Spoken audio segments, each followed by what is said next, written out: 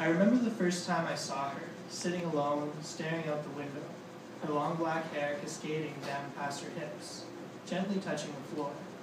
Outside, the hot May sun shone brightly, nourishing the leaves of the trees while bathing each blossoming flower with life-giving rays. As I carefully entered the dark, dismal hospital room, filled with cold medical equipment, she slowly turned around to face me. I stood still, held my breath, my body rigid with nervous tension. I forced myself to think of doing a mental head-to-toe assessment as I watched her. She looked up at me as I said, "Hello, my name is Marjorie, and I am your nurse."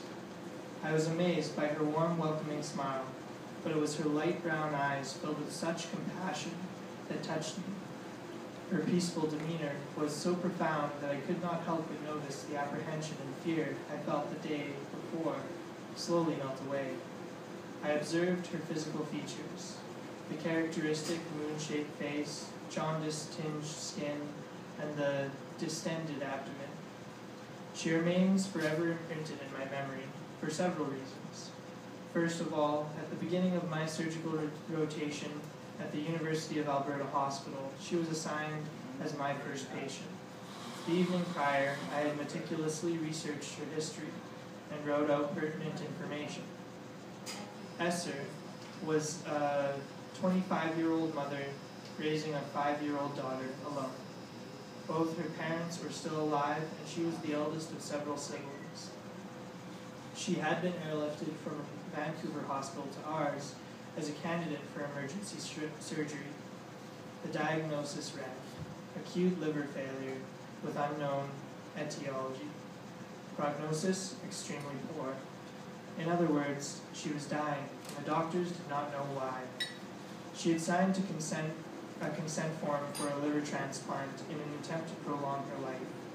The doctors had told her the chances of her body accepting the donor liver was less than 5%. I sat there astounded at the fact that here we were, both young women, with our life circumstances were so different. I was training in nursing, a lifelong passion of mine filled with future opportunities.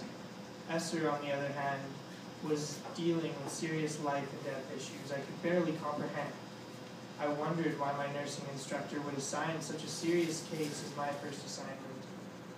I sat there in silence for a long time, questioning her wisdom. Esther made another significant impression on me by the fact that, like myself, she was of Aboriginal descent. Up until this time, I had at best a rudimentary knowledge of the East Coast natives from historical fiction novels and stories from my pre-father.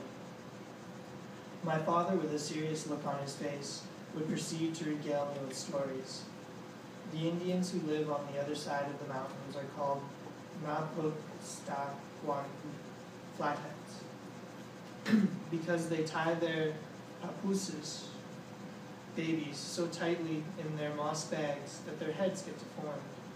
They also eat strange sea creatures with lots of legs. They eat these creatures without making a fire. These images were foremost in my mind that morning as I approached Esther and feared I would see her deformed forehead. You can imagine the relief I felt when I found that she was quite normal. In fact, she was a beautiful young woman with pleasant features. I was more than happy to find that we had so many things in common. I felt such a close kinship with her on that first meeting that we readily shared intimate details from our childhood experiences for the next few days.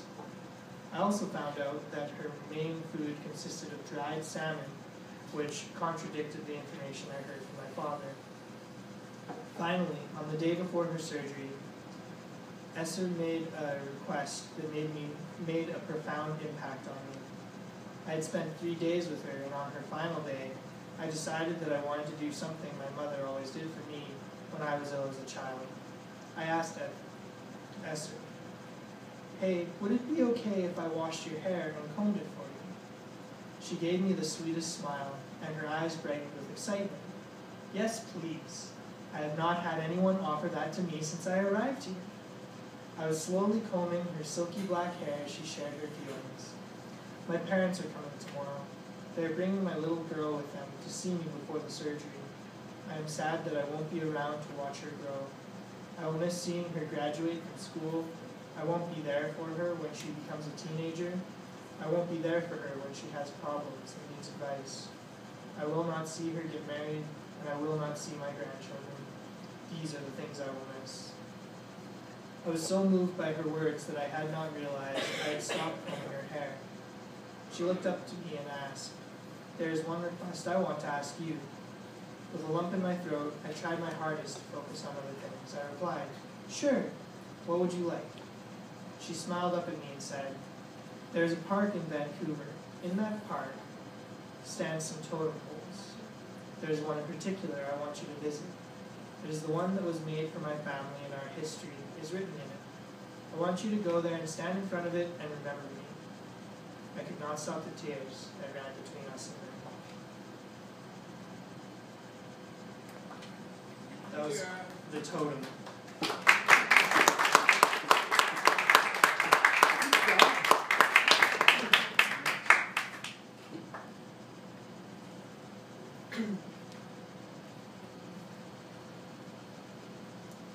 This is called The Abandoned Railroad.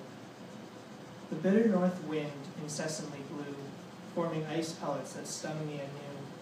Staring down the abandoned railroad so far from home, not knowing if I would end up dead or alone, a gust of winter's icy breath forces me to the ground. I happen to slowly turn myself around, to view the place from whence I just fled, only to realize that hopeless dread. An inexplicable sense of emptiness fills my soul, as past memories of neglect and abuse overflow. I fall slowly to my knees on this railroad, the lonely railroad recently abandoned just like me. Deciding to battle through this unforgiving storm, I face its rage rather than go back home. Crying out to God for courage and strength, and looking through tears, a trio he sends. 3 horses approach, each from their own space. They all come slowly to the fence that I face. The leader seems to whisper, "God cares for us, don't you see? And he wants you to know that he desires you."